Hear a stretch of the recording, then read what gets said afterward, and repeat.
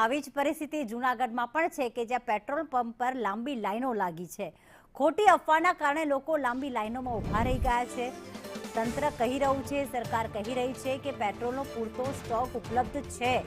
નવા ટેન્કર આવતા જે પંપ છે, જે બીજા પંપ કેટલાક બંધ છે તે પણ કાર્યરત થઈ જશે।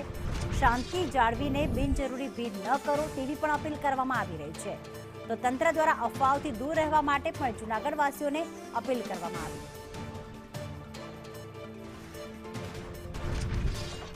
તો ખાસ જૂનાગઢમાં પેટ્રોલ પંપ પર આપ હાલત જુઓ કે જ્યાં લાંબી લાંબી કતારોમાં લોકો ઊભા છે। અહીંયા કેટલાક એવા લોકો છે કે જેના પાસે ખરેખર પેટ્રોલ નથી અને કેટલાક લોકો એવા પણ છે કે જે થોડું પણ પેટ્રોલ ઓછું છે ગાડીમાં તેમ છતાં નહીં મળેની લાઈનમાં ઊભા છે। કેતન ઓઝા અમારી સાથે જોડાઈ ગયા છે। કેતન, તંત્ર દ્વારા અપીલ કરવામાં આવી રહી છે ભાઈ પેટ્રોલનો પૂરતો જથ્થો છે, ના ભાવ વધવાના છે ના પેટ્રોલ ખૂટવાનું છે, તેમ છતાં પેટ્રોલ પંપ પર લાઈનો છે। શું લોકો બહાના શું બતાવી રહ્યા છે, શું કહેવું છે લોકોનું?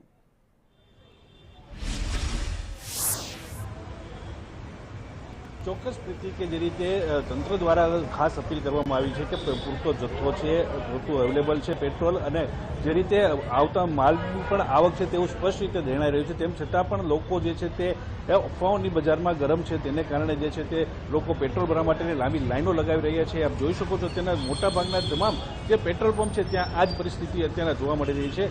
લોકો જે છે તે પોતાના કામ ધંધા મૂકીને પેટ્રોલ પૂરું થઈ જશે, નહીં મળે તેવી લાઈનમાં જે છે પેટ્રોલ ભરાવી છે। મોટાભાગના જે છે તે એમ જ કહે છે કે અમારા ગાડીમાં પેટ્રોલ પૂરું થઈ ગયું છે એટલા માટે આવી ગયા છે। આપણી સાથે એક વાહન ચાલક છે, તેમની પાસે શું કહેશો કે જે રીતે પેટ્રોલ તો પૂરતું મળી જાય, તંત્ર પણ અપીલ કરી રહ્યું છે, શા માટે તમે પેટ્રોલ ભરાવા આવ્યા છો?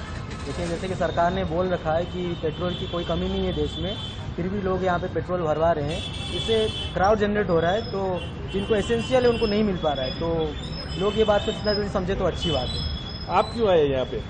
हमारा तो अर्जेंट है, पेट्रोल का कमी है हमारी गाड़ी में नहीं है, लेकिन जिन लोग का ऑलरेडी है वो लोग ज़्यादा ही भरवा रहे हैं। 1200, 1500, 2000, 3000 ऐसे ही चल रहा है।